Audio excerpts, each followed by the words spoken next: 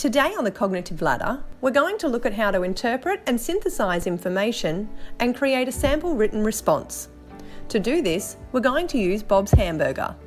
This is Bob, and he needs us to decide if he should eat this hamburger. Bob gave us a criteria for what makes a good hamburger. He said he loves the tangy bite of pickles and the spiciness of barbecue sauce. We deconstructed the dish and established that there were no pickles and no sauce. By doing this, we analysed the hamburger. There were no judgments and no recommendations.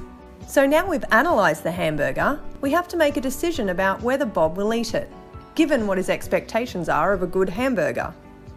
We use what we've discovered from the analysis to inform our decision making.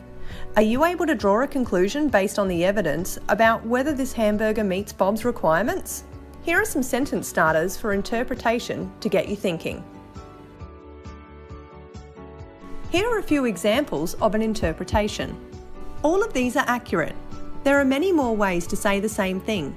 Can you pick the one that is the most comprehensive? Synthesis, on the other hand, is about seeing things in a new way. Synthesizing is about drawing a conclusion from the situation. Here are some sentence starters for synthesis. All of these are accurate. There is a sense of solution in here. The last one is more comprehensive than the others. Pulling it all together, we're able to create a comprehensive written response for Bob.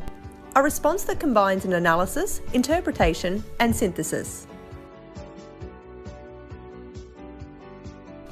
After reading your recommendation, I think Bob's just going to go down the road and grab some pizza. Thanks for watching.